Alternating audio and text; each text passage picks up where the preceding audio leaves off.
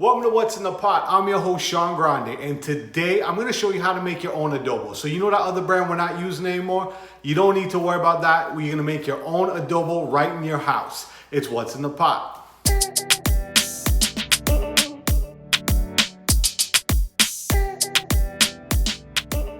Welcome to What's in the Pot. I'm your host, Sean Grande. So our first ingredient for our adobo seasoning is garlic salt. Now I'm using 3 tablespoons. Now some people actually use 3 tablespoons of granulated garlic and 3 tablespoons of salt. So you can do that as well if you don't have garlic salt.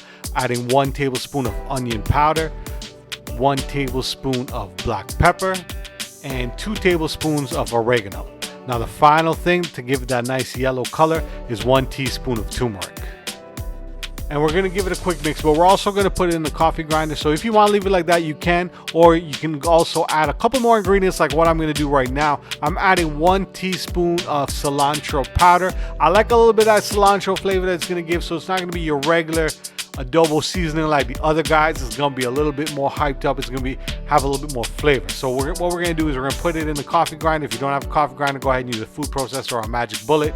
You just want to blend it up to make sure that the oregano and the cilantro gets grinded up nicely with the rest of the seasonings.